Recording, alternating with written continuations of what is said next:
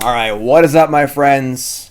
We are here for the juiciest part of our Ikoria Lair of Behemoths complete set review. This is part 6. We've done white. Boo. We've done blue, black, red, and green. And now it's time for the multicolored section. And of course, most of the power in this set is concentrated in the multicolored cards. There are 10 mythics. The apex is the human mythics. Or more than that, I think. The ultimatums. A lot of power here in multicolored section. It's probably going to be our longest review period. And let's just get started here. We're just doing a full set review if you're just tuning in. If you haven't seen this before. Going over every card. Focusing constructed, but some limited focus as well for the more limited oriented cards. Every single card in the set. And again, we're brought to you by the Hex Holder. Hex Holder, a great storage device bag for Magic cards. Holds 4 double sleeve decks, your playmat, and everything else.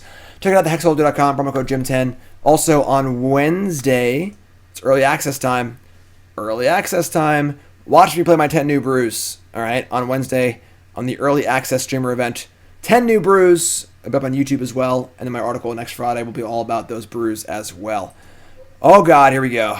Let's go multicolored cards. Starting with Back for More. Back for More is a Golgari 6 mana instant. Return target creature card from your graveyard to the battlefield. When you do, it fights up to one creature you don't control. This card's kind of gas. Now, I know the idea of a 6 mana reanimation spell is kind of like, but it's an instant, so you can do it mid-combat, or end of turn if you need to. It's card advantage. You know, imagine what you're getting back is probably pretty big, and it can fight and kill something. This card's kind of cool. Definitely a cool limited card for sure. And then, of course, this is the cycling set. So you just cycle your 11-11 and then bring it back. It's not really like rocket science, you know? So this card's pretty exciting. This card seems really, really good and limited. Like, really good. Like, blowout good and limited. And then, constructed 6 mana reanimation spells. A bit of a tough sell constructed. But I wouldn't be, like, out of my mind if this card showed up in constructed. You know? So, definitely a cool card. You know, being an instant is huge. And then the fight is also huge. So this card is definitely a thing. There's some decent self-mill stuff and cycling stuff. Definitely a cool card. You know, one of the problems with reanimation spells are if they're too cheap, they're broken. Turn 2 Grizzlebrand. That's really fun. I'm glad we played this game, you know. But if they cost too much, they don't do enough. You know, 5 mana, reanimate, whatever. So definitely finding interesting ways to balance them at higher mana costs is pretty cool. It's a cool one. Up next, more Golgari cards. Boneyard Lurker. So, this is the heir apparent to Golgari Finebroker. 4/4 for 4, which is already a pretty fine rate. When it mutates, return target permanent card from your graveyard to your hand. So, very similar to Golgari Finebroker. This card is card advantage, which is cool. So, again, we've been saying this the whole time, but saying about mutate, where think of mutate as sacrificing the creature you mutate onto. Because you lose the material. You know, if you have a 2/2 in play and you mutate this, now you only have a 4/4. You don't have 2 2/2s. I mean, a 2/2 and a 4/4. So I'm very interested in mutate cards that replace themselves and not so much in ones that don't. This one does that. I would say this card seems worse than Finebroker in most scenarios, just because it requires a mutation. It's not that much bigger. It's easier to cast, obviously. It's also a hybrid cost. You can cast it in green or in black. But this card's fine. Definitely very good and limited. I mean, just the house and limited for sure. Any sort of card advantage like this is great and limited. But constructed, I'm not really seeing it. Seems about as good, or maybe a little weaker than Finebroker. So, it's fine. It's obviously busted in limited, but... Oh boy. Our first Apex. So there's one Apex for each wedge. Of course, this is the wedge set, so the enemy colored wedges. This is the Sultai Apex. Raucous Apex of Forever. 6/6 trample. You may cast Raucous from the graveyard using the mutate ability. And the mutate cost is green 2 and a blue or a black. This card's kind of sweet, honestly. Obviously, being able to be cast in the graveyard is pretty powerful.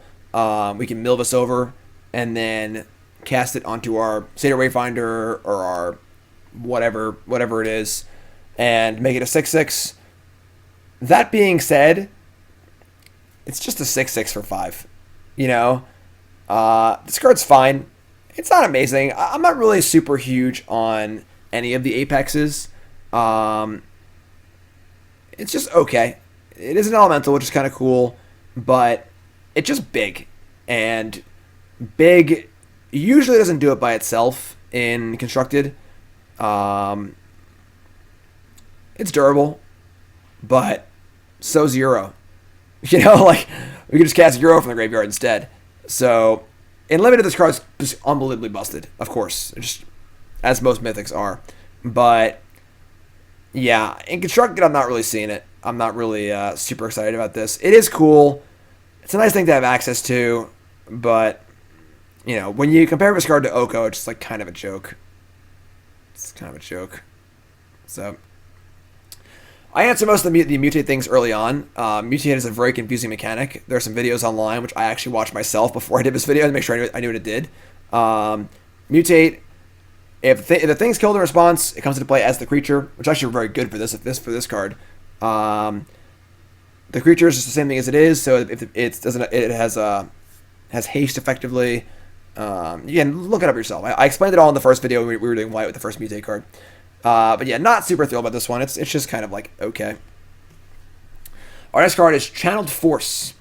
4 mana is it instant. As additional cost to cast a spell, discard X cards. Target player draws X card. And Channeled Force deals X damage up to 1 creature or planeswalker. This card is close to being broken with Dredge, but 4 mana is a little too much. Being able to kind of like Tolarian wins your cards is busted with Dredge, but Dredge wants cheaper cards than this, and this card is like, I don't know, it's okay. I mean, like, if you have some real reason to have a lot of cards in your graveyard, this card does that. It also works well with the Is It Mythic, which we'll get to, but realistically, you need to be using your graveyard pretty substantially here. This card is card disadvantage unless you kill something effectively, because you're playing this card and discarding 3 cards to only draw 3 cards. It's 4 for 3. So this has to kill something effectively and you need to gain value of the loots also. So it's a pretty powerful effect in that it scales very well. We can do a lot with it, but it's got to be pretty good to be worth it as far as graveyard stuff. And of course, if you get countered here, you just want to just throw your laptop across the room, I guess. Because, oh boy, that feels bad. So definitely an okay card. It's kind of interesting with the Boros card that cares about cycling cards in the graveyard. We'll get to that. But it's alright. It's not super exciting. It is a powerful card, but it's not great.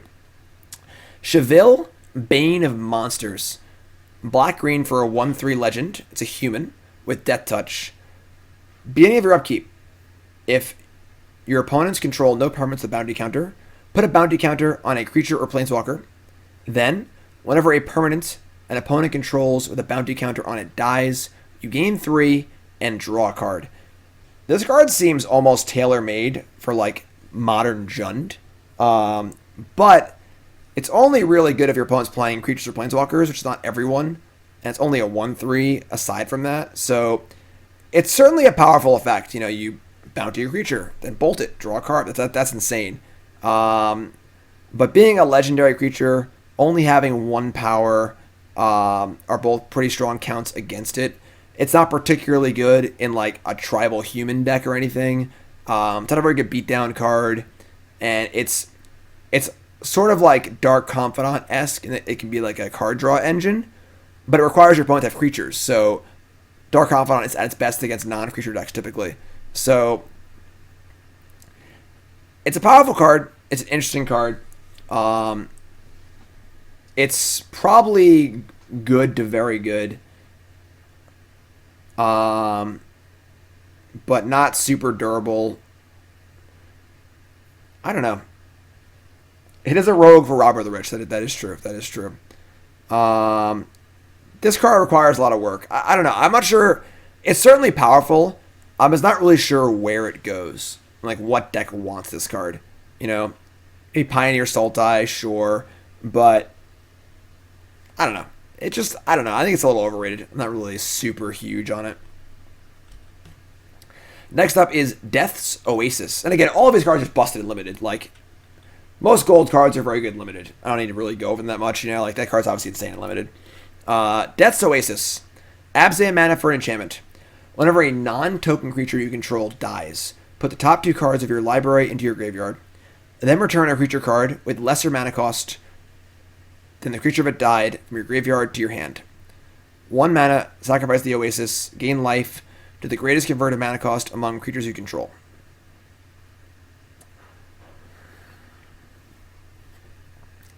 Just a 3 mana card. Doesn't affect the board in any way. A lot of work. A lot of work here. You play this card by itself, doesn't do anything, doesn't affect the board. I'm not really about this card. Maybe it's cool, like EDH, you have time to like set things up, but yeah, not really about it. Too much setup, not enough payoff. 3 mana, make your opponent get eyesores from reading too much. All right, Dire Tactics. This card's really good. Black-white instant, exile a creature. If you don't control a human, lose life equal to that creature's toughness. So, in a human deck, this is just the best Terminate ever. Even without a human in play, this is still just, a somewhat painful Swords to Plowshares. Both those spots are really, really good. The ceiling on this card is basically the best kill spell ever printed, and the floor of this card is very good kill spell. A super dismember, if you will. Sorry, folks, a lot of talking. This card's insane. This card's really, really good. Just a very, very powerful card. Very, very powerful card. Probably wants to see play alongside humans. I mean, I don't think you're playing this card in like a non-human deck, but if you're playing a good amount of humans in your deck, this card is unreal. It's a really, really good card. All right, our first ultimatum. So, of course, for those of you were playing back during Shards of Alara, the ultimatums were crazy mana cost super sorceries, and now we have the enemy colored ones. And here we are. Eerie Ultimatum, the Abzan Ultimatum. White, white, black, black, black, green, green sorcery. Return any number of permanent cards with different names from your graveyard to the battlefield. So, very, very powerful effect. This is almost like a super, like Living Death, Patriarch's Bidding, etc. kind of card. Can certainly enable combos. If you're playing like an Aristocrats deck, get like a Blood Artist and a Nantuku Husk and a this and that. The different name clause stops it from being like a super Rally of the Ancestors because you can't get back things, but very powerful effect. The problem is, what deck wants this card? It's pretty hard to build into a 7 mana, very hard to cast sorcery as like your payoff for stuff. We have like Command the Dread Horde in Standard currently. Does a similar thing, much easier to cast.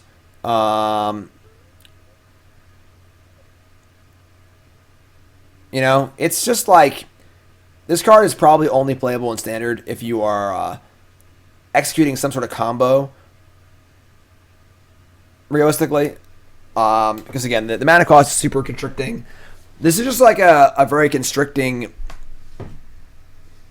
card in a lot of ways. It needs certain things. It needs setup. It needs a certain mana. It's tough. It's cool. It's a fun card, a fun commander card for sure. Very powerful effect, but you really got to have a specific thing in mind when you put this card in your deck for sure. Gets lands, suit cyclings. Yeah, it's cute. It's a very powerful effect. I can definitely see this being in something, but it needs a lot of work. Emergent Ultimatum. So the Sultai Ultimatum. Black, black, green, green, green, blue, blue. Search your library for up to 3 monocolored cards with different names and exile them. An opponent chooses one of those cards. That card goes away, and you cast the other 2 for free. Now, only monocolored cards. No Emrakul, no Ulamog. Again, another card where it's just kind of weird and requires a pretty specific setup. And I don't know if trying to resolve your 7 mana hard to cast sorcery is really worth it.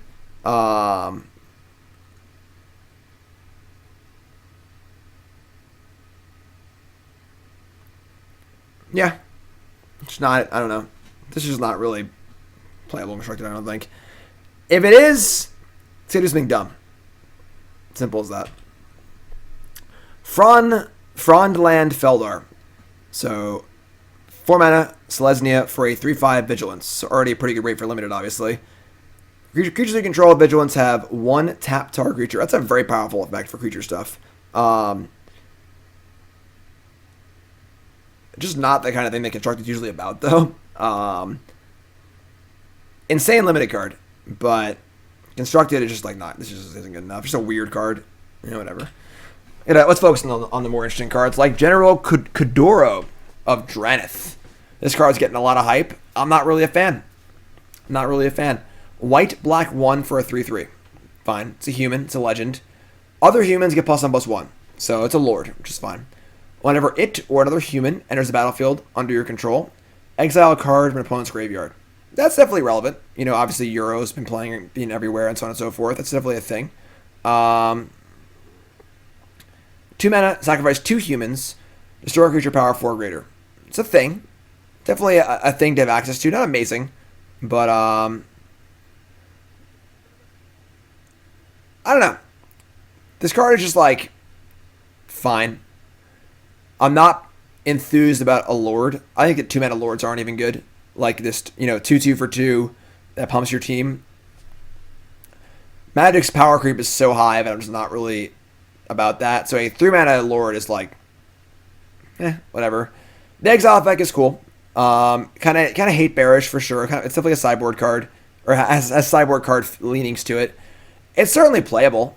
Like if you're playing a deck with lots of humans in it, you're playing black-white, sure, this card's fine, but this card isn't really a draw to me. This is more of like if I'm already playing a black-white human deck, I'll play this card. This card doesn't make me want to play a black-white humans deck. It's fine. It's fine. It's a card. Yeah, it's cool with Hero Precinct 1. It's cool with some of the token makers, but I think this card is being overrated by a significant amount. I think this card's almost unplayable in Modern.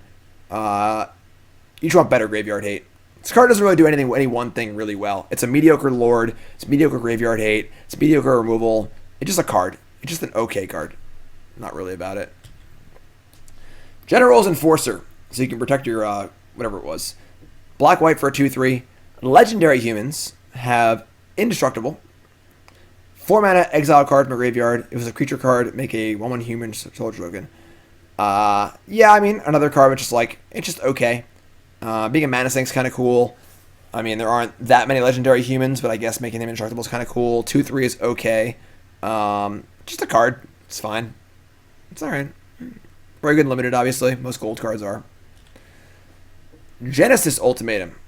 I think this is probably the worst of the ultimatums. I might be wrong. But this is basically Genesis Wave for 5. You cast this card, look at your top 5 cards of your library, put any number of permanent cards from among them into the battlefield, the rest into your hand, exile Genesis Ultimatum.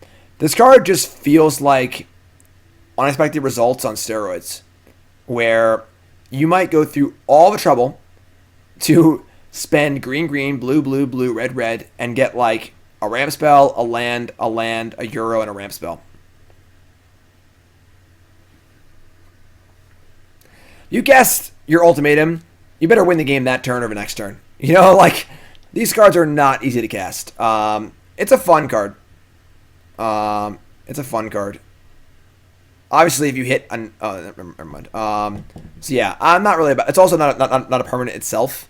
So it's not self-perpetuating, which kind of eh. But yeah, I'm not really about this card. Yeah. Aluna, Apex of Wishes. Okay, so the Teamer Apex. 5 mana for a 6/6 flying trample. That's already very good. So floor is pretty damn good. Whenever it mutates, exile cards from the top of your library to exile a non-land permanent card. put that card on the battlefield or into your hand. So, really powerful effect, for sure. Mutate cost is 6, which is pretty high. Very, very expensive to mutate. It does stuff. It's kind of cool. I don't know. None of these cards just do it for me. I just don't see playing any of these cards in Constructed. Like, spending 6 mana to mutate. You spend 6 mana in Constructed, you better win the damn game. Alright? You know, like...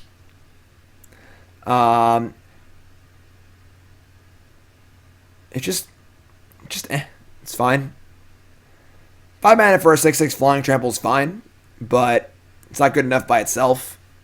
You know, right? Like for 6 mana, you can get Catches of War, just kill everything. You know, so it's like it's fine. It's kind of cool. It's all right. Not super excited about it.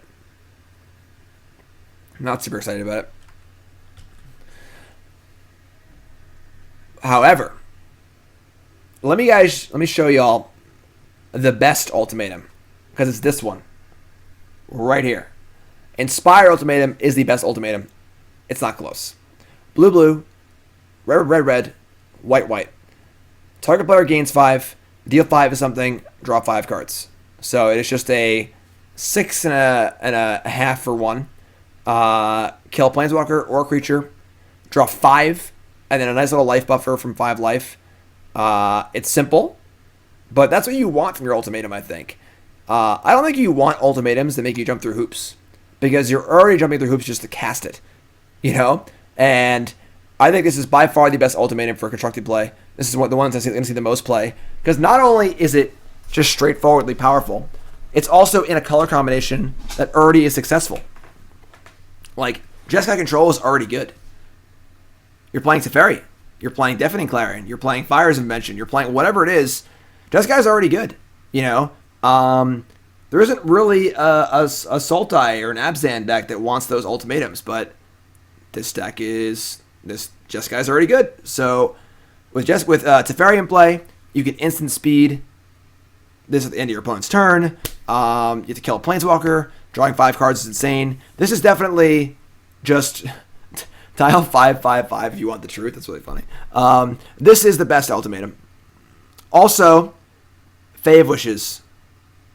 Fae of Wishes is pretty great with fires. You can get any ultimatum, which is really cool. But yeah, this is a really good one. This is a really, really good one. And this is the ultimatum that will be cast the most in Constructed. You heard it here first. Actually, you heard it on my article on Friday at CoolStuffInc.com. If you haven't read it, check it out. Best ultimatum, not close. Kinnan Bonder Prodigy. Oh god, it's a Simic rare. Oh, it's a Simic Mythic. Oh my god, everyone run. Everyone run. We have a Simic Mythic here. Okay. 2/2 for 2. Legendary Human Druid. Whenever you tap a non-land permanent for mana, add 1 mana of any type that permanent produced. Let's talk for a second. This means Llanowar. This means Arkham's Astrolabe. This means Mox Amber. This means I can't think of more stuff. But Astrolabe's the dumbest one, honestly. This makes Astrolabe into a tap for 2. That's not a Soul Ring, but pretty sick. So right off the bat, that's pretty insane. So this card might fit into Modern, into the Euro decks. Gilded Goose, sure. Obviously Astrolabe, Signets, etc., etc. Is there a deck that wants this effect? Is it worth a 2/2? I don't know, honestly. I don't know. I would probably expect this card to be most playable in Modern than any other format because of Astrolabe, because of the extreme number of mana accelerators and one mana, like Birds of Paradise, Noble Hierarch, etc., etc. So I would assume that Modern is the format for this card, but it's a weird card. It's a weird card. It's a bear that makes your Llanowar Elves tap for 2. What deck wants that? I don't know. It also has a mana sink ability, 7 mana to look at the top 5 cards of your library. Put a non-human creature card among them on the battlefield. Put the rest on the bottom of your library in a random order. Is Emery a merfolk? Urza is a human, right?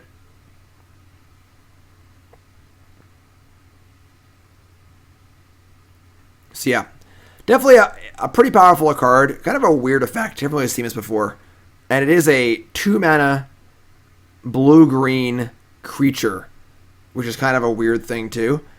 This is going to be a weird one. There's a lot of inherent power here. I just don't know what decks necessarily really want it, but the first thing that jumps out is Arkham's Astrolabe. So that's what we got there. Bonder Prodigy. Crazy card. Labyrinth Raptor. Rakdos for a 2/2 menace. Whenever a creature you control with menace becomes blocked, defending player sacrifices a creature blocking it. 2 mana, menace creature get pumped. So it's like the Menace Lord, if you will. Menace is not a very good constructed mechanic. Like, it's fine. It's a card. But, I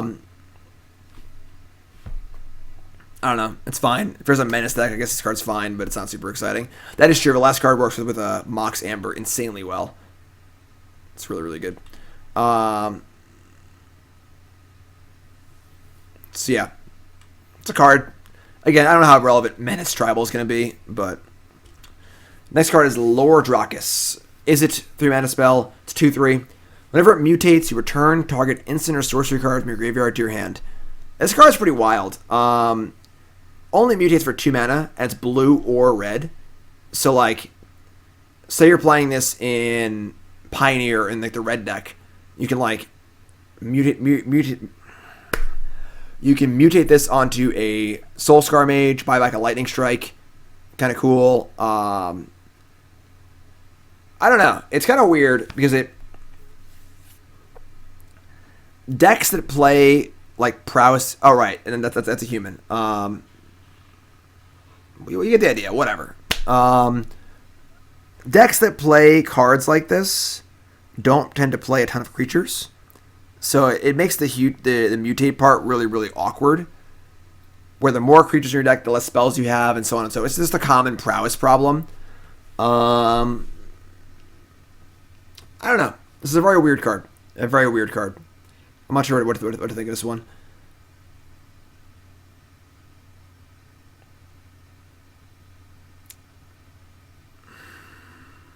I don't know. Mutate is very, very confusing. It's hard to know exactly what you want to do with it. Let's just skip it. I think. Narset the Ancient Way. Gotta say, I'm pretty unimpressed with Narset. I actually like the design of Planeswalkers like this that aren't, like, obviously busted. That makes me happy, but Jeskai +1 for a 4 loyalty Planeswalker. +1, gain 2 life, add a red, blue, or white, and spend that mana to only cast a non-creature spell. So, very hard to cast this and get immediate value from it unless you have a 1 mana spell to cast. So, Shock, Opt, something. Without that, we're just gaining 2 life. Not very exciting. -2 is draw a card, then discard a card. When you discard a non-land card this way, Narset deals damage equal to a card's converted mana cost to a creature or a planeswalker. So the problem is, typically looting effects are good because you loot away your lands and draw spells. Or you're putting cards in the graveyard you want to get into the graveyard. The problem with effects like this, like there's I think Blast of Genius was the card that has a similar effect. You don't want to discard your spells. You want to keep your spells. So if you draw a land and you have a spell in your hand and you want to kill something so you can use your minus effectively, now you gotta discard it. So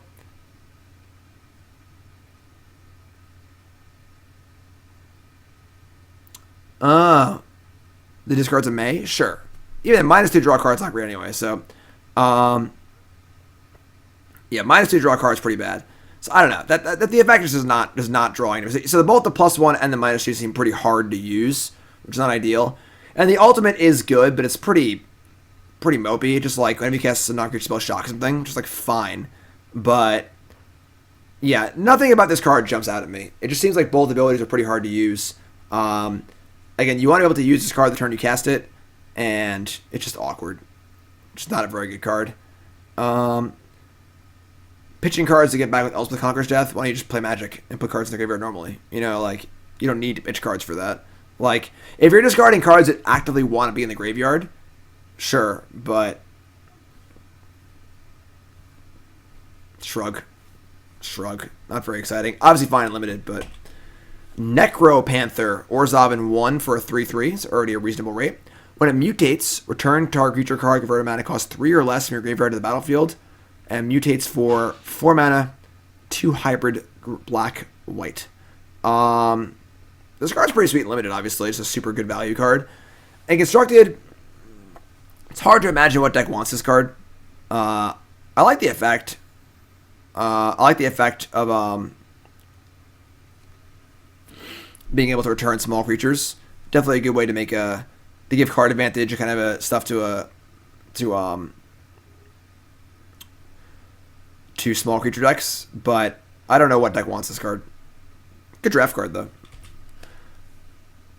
Nethroi, Apex of Death. So this is the Abzan Apex. 5 mana to start. 5/5 Death Touch lifelink, so reasonable rate. This has the craziest mutation ability and the highest cost. 7 mana to mutate. Whenever it mutates, return any number of target creature cards with total power 10 or less from your graveyard to the battlefield.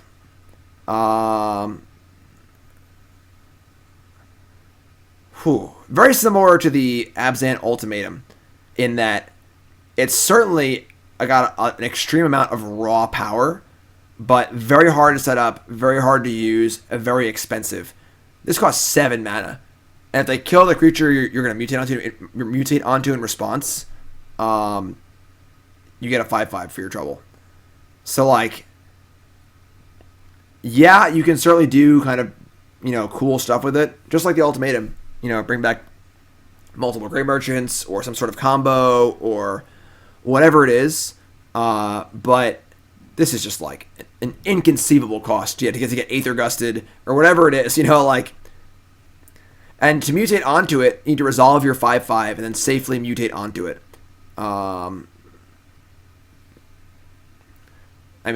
You got to resolve your 5/5 and untap. That's also not very good. So it's a lot of work for a decent payoff, but it's not worth the trouble. I don't think it's kind of a cool card, but no one would play a 5/5 Death Touch lifelink for 5 mana in Constructed ever. That's just not good enough. So it's not great. Mutate will not trigger if the creature dies. So how Mutate works, I've already explained it like 10 times already, but whatever. If I go to mutate this onto a Birds of Paradise, and in response, my opponent bolts my Birds of Paradise, Nethroi, Apex of Death will resolve, but it will only resolve as the creature it is. It will not actually mutate. Lyra also had flying and first strike. So those parts are definitely pretty big. So definitely a cute card. I doubt it does much in Constructed, but it's kind of cool. I don't know, whatever. Offspring's Revenge, a Mardu enchantment for 5 mana. Mardu. Beginning combat in your turn, exile a red, white, or black creature card from your graveyard. Make a token as a copy of it, except it's a 1/1 and it gains haste. So very similar to Nightmare Shepherd in that we're all about the abilities, not the sizing on the cards. Definitely a card that requires a lot of work. It's kind of cute, and the fact that it triggers immediately is pretty important. If it's set at the beginning of your upkeep, it would be unplayable. Completely unplayable. But if you were to play this, get back Ravenous Chupacabra, and kill something and say go, that's not bad. It's not bad. The coloring is very weird here because I don't know what Mardu colors you want. What comes into play effects you want for this, but it's definitely it's a cute card. It looks pretty fun. It doesn't seem overtly powerful. And Raucous set as a 1/1. It's pretty funny. Requires a lot of work though. Just like a 5 mana, finicky reanimation kind of thing. It's a cute card. Probably not playable in Constructed, but it's a cute one. It's cute. It's a cat on it. People like cats. Parcel Beast. Uh-oh, Simic card. It's a Simic card.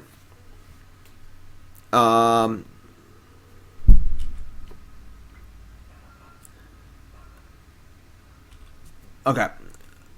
2/4 for 4. Tap 1 to Risen Reef ability. And mutates for 2. Mutates for 2. 2 is low. This card is interesting because it doesn't have an actual mutate effect, but it's so cheap, you can do this on turn 3 and just mutate for 2 and then activate the card immediately. It's already in play. This card is probably a lot better than it looks, honestly. We've seen how powerful the, draw a card if it's a land, put it into play already effect is. And very good at Boreal Grazer for sure. This card is probably better than it looks. I'm not sure what deck wants it. It's also an elemental, which is pretty huge. So, yeah, this card's probably pretty real.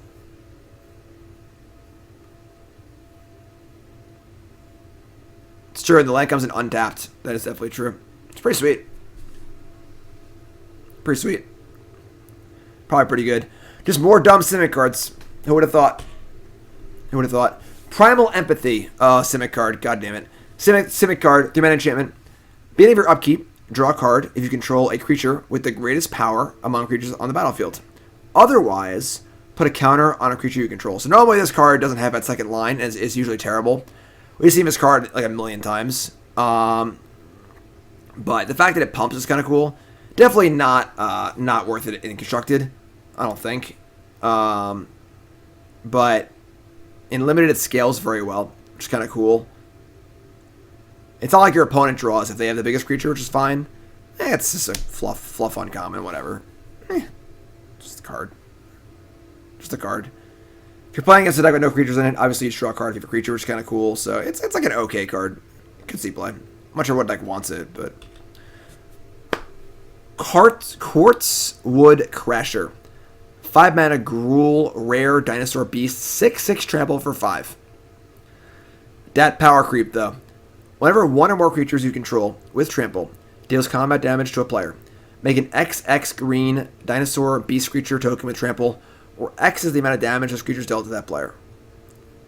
I mean, this card's a freaking house in Limited. Like, holy hell. This card's just busted in Limited. It's not good enough for Constructed. Because frankly, a 6/6 trample for 5 is just not good enough. But, oh boy. In Limited, just smash people with this thing.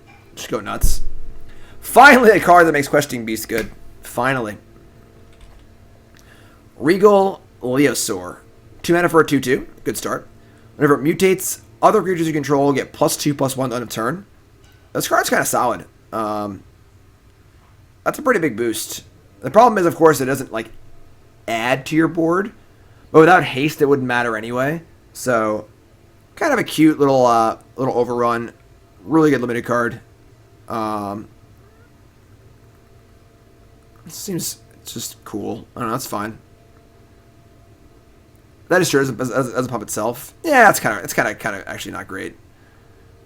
All your stuff gets +2/+1 does sound very good, but the reality of mutate is often that you're going tall, not wide. So, yeah, it's a card. It's a good limited card, but that's probably all it is. The Everwise. Okay, we gotta talk now. We gotta talk. Is it mythic? 3 mana for an 0/3.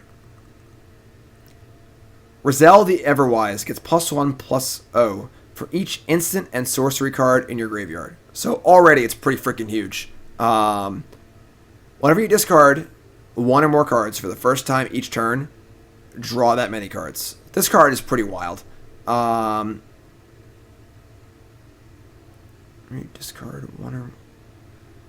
Cycling counts as discard, right? Oh man, this card's busted.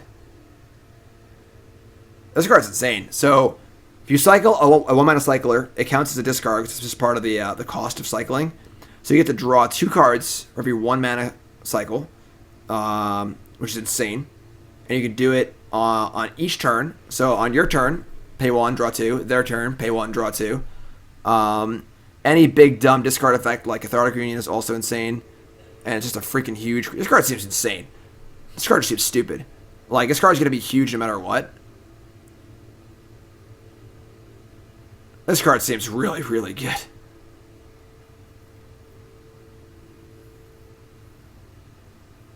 Obviously, in older formats, LED, Breakthrough, sure. That's all really silly stuff. This card just seems like busted on stats alone. Like, it's not hard to make this card a 4-3, you know? Burning Ikoria is Ancestral Recall. Yeah, that's true. This card's probably better in older formats, but this card just seems ridiculously good. The problem is, I don't know what deck wants it.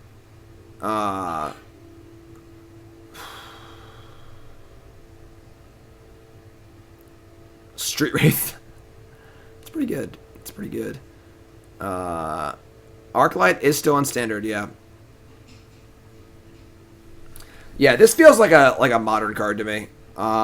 Maybe Pioneer also, but this card's good. This card's really good. We'll work on this one. We'll play this card in at least one deck on Wednesday. This is a freaking engine. Yeah, this is a card for sure. This card's really, really good. All right. Ruinous Ultimatum. The Mardu Ultimatum. Mardu. Mardu is the most reviled of all the color combinations because it's always just the worst. It's funny how this card is a one-sided Planar Cleansing. One-sided Planar Cleansing. And I just don't care because Mardu is just so bad. What the hell card wants to cast this card? You know, what deck wants to cast this card? You know?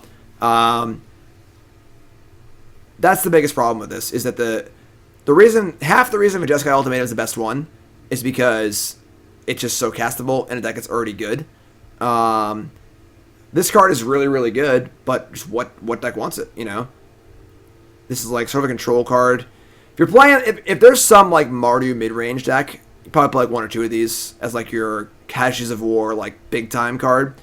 Most important thing though is like Planar Cleansing does not kill lands, so all of your Nissa opponents are like, attack for 6.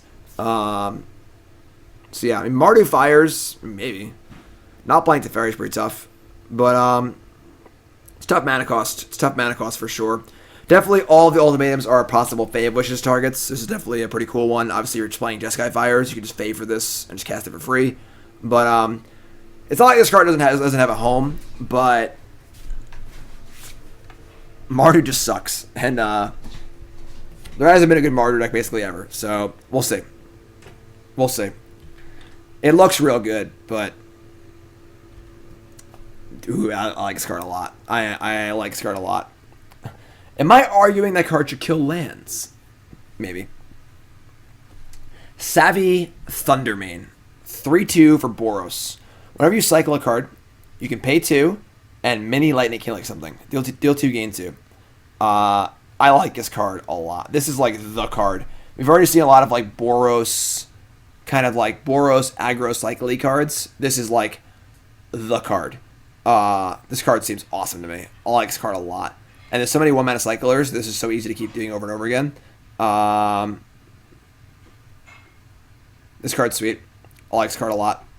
I like this card a lot.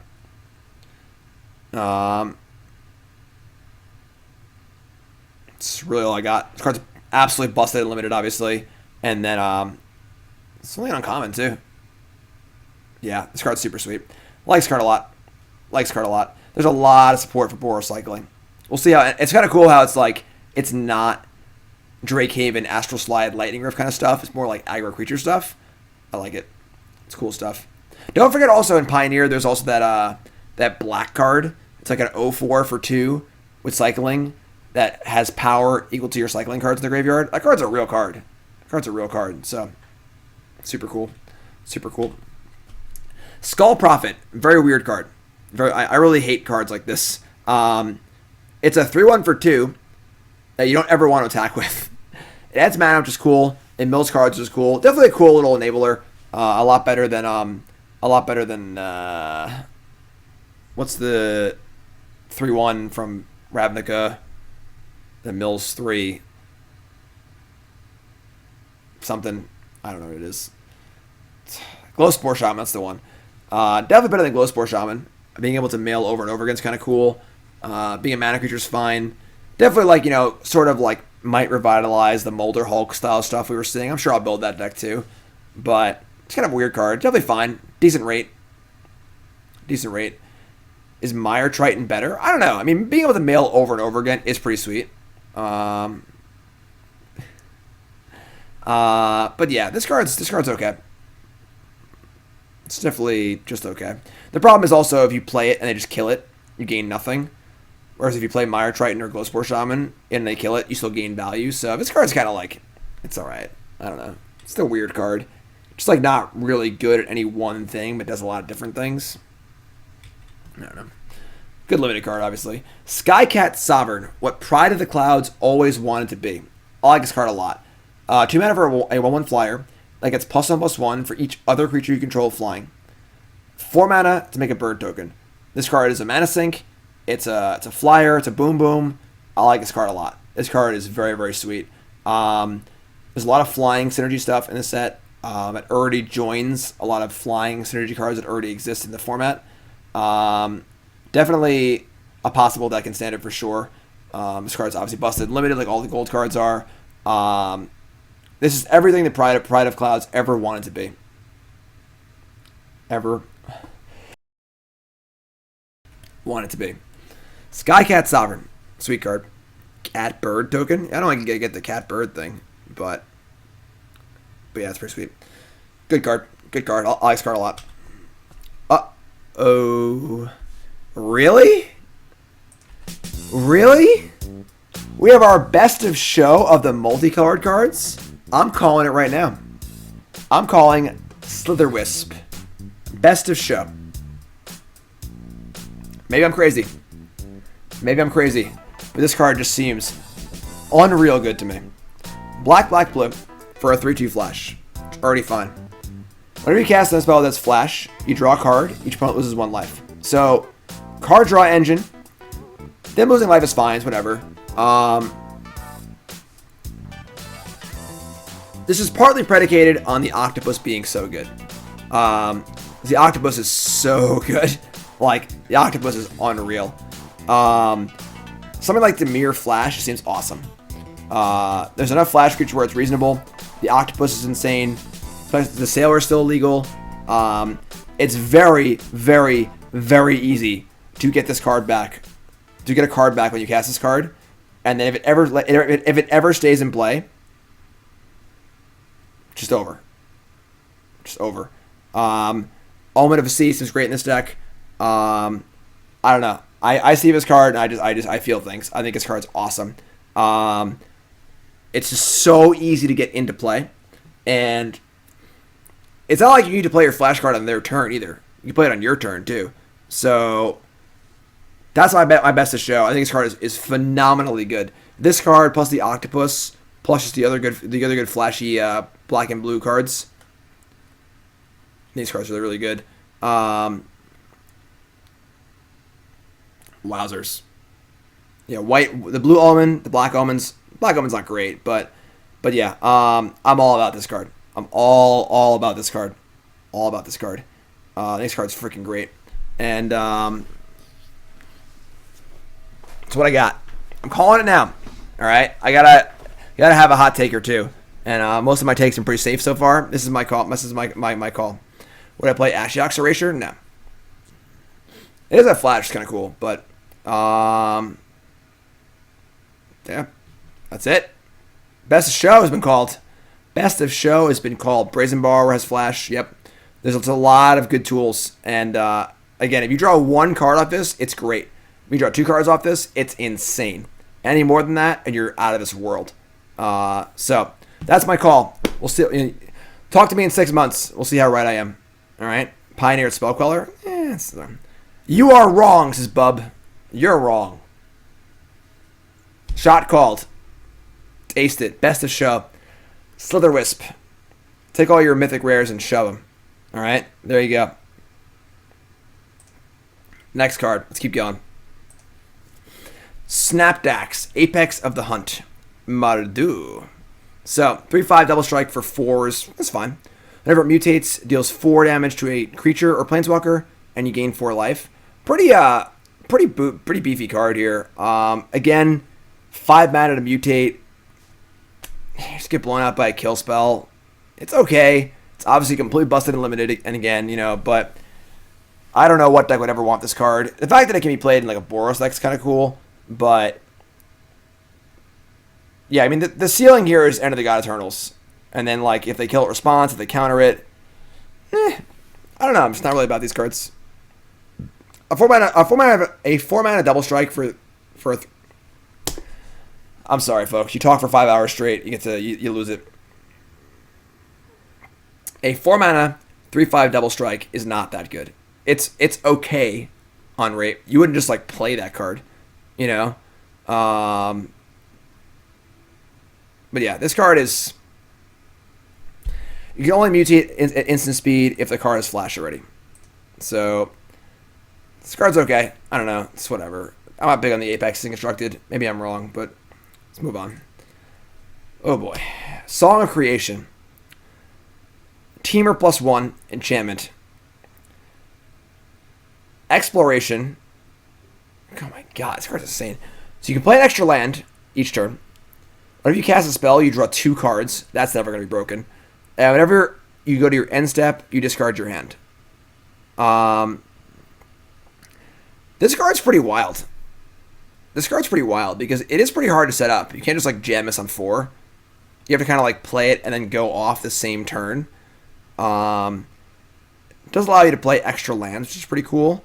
And then it's not hard to get going. Cast 1 spell, draw 2 cards. That snowballs pretty quick. Oh man, this card is... I don't know what you do with this card. This feels more like a modern or pioneer card to me. It seems a little harder to do in standard. But this does feel like the kind of card where it's like either unplayable or totally broken.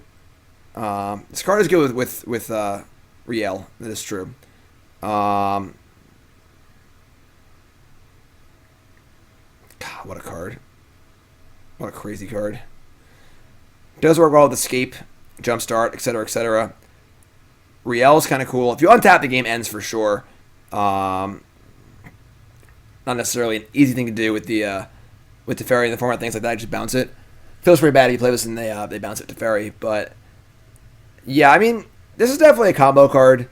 I don't know what exactly you do with this card in standard. It's comical to think about what you do in a modern Storm deck. You just play this hard and win, obviously. You just ritual and draw cards. Imagine casting a Mana Warpos and drawing 3 cards, or casting a ritual and drawing cards. But in standard, I'm not sure. And then Pioneer is middle of the road. There aren't really many rituals and stuff. But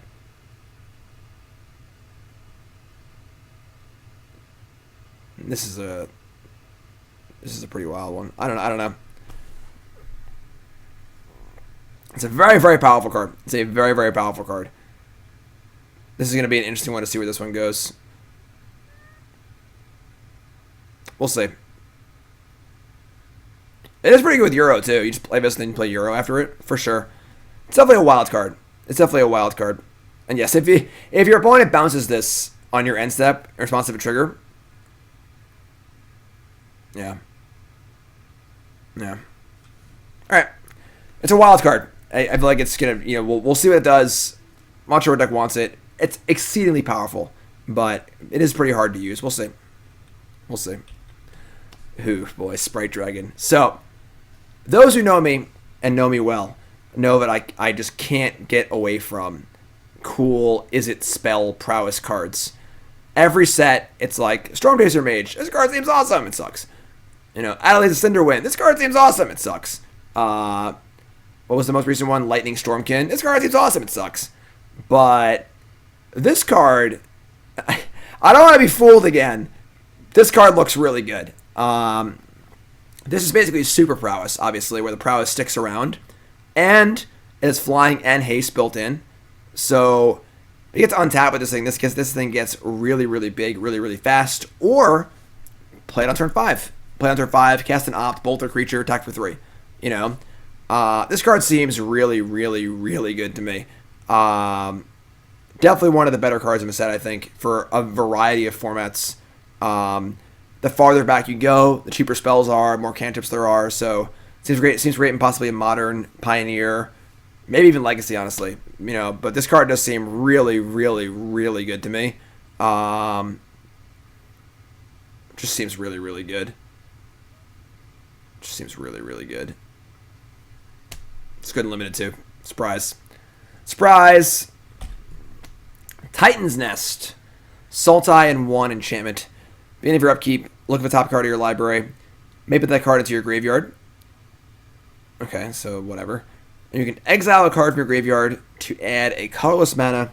Spend this mana only to cast a colored spell without X in its mana cost. So it basically gives all of your cards colorless delve.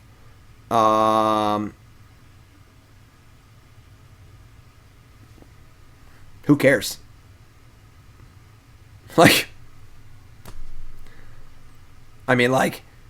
Delve is broken because you play Gurmag Angler on turn 2. Tapping 4 mana on my main phase to do nothing. That's very hard to cast. Not really about this card. This card seems bad. It's a mana engine, maybe, but nothing this card does really excite me, and all the velocity you would gain from being able to delve your spells, you just lose from tapping 4 weird mana on your main phase. Not about it. This card seems bad. Trumpeting Gnar.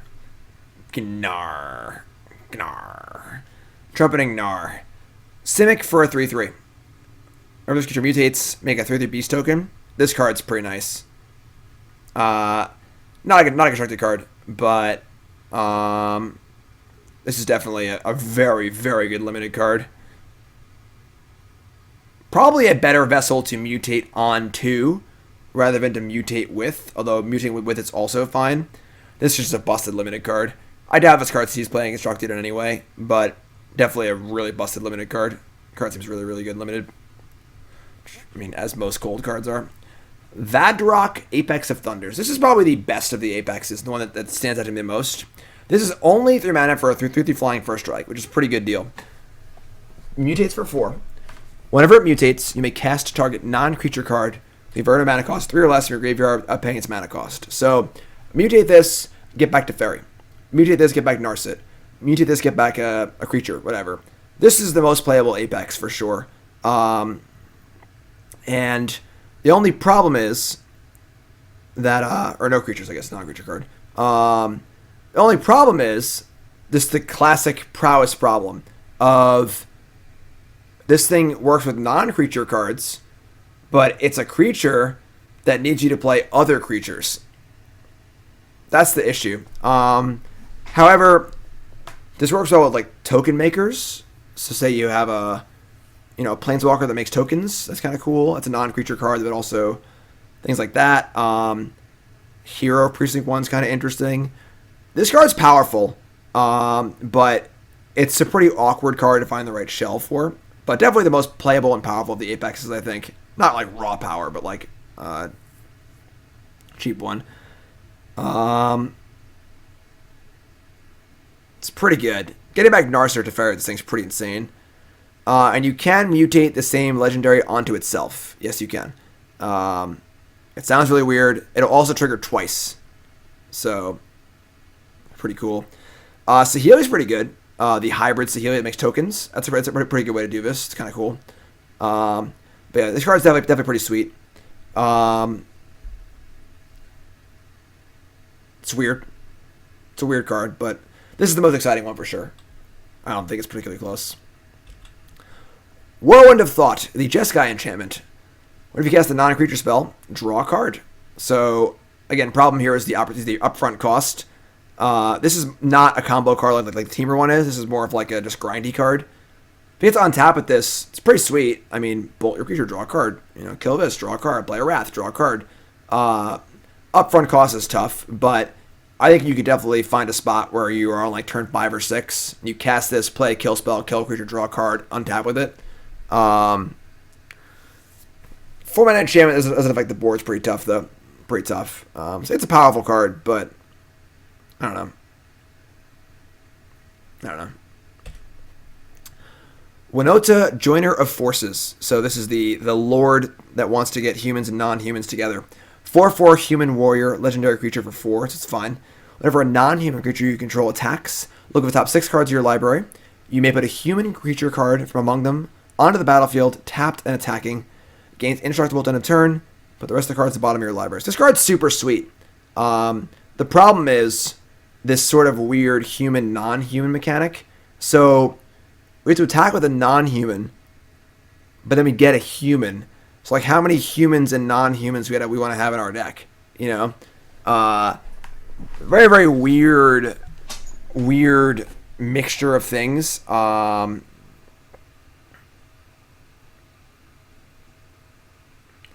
Definitely can get it set up where it's like we have a few non-humans in play and play this and go nuts. Goblin tokens work. Plays reasonably well with Legion War Boss, things like that. But it's definitely a weird card. And like, what humans are you hitting that you're like, yeah, let's get more humans in play? You know? Just a very, very weird card. The raw power of this card in a vacuum is very, very high. But the deck building restrictions are pretty insane. And I don't know. It's definitely a weird one. If there are humans that make non-humans, Tolsimer comes to mind. This requires a pretty deep look at the cards that are legal in the format and stuff. Yeah, it's kind of a cool card. The rate's fine too. A 4/4 for 4 is definitely fine, and then it triggers immediately. So like, it's a 4/4 for 4. It happens immediately.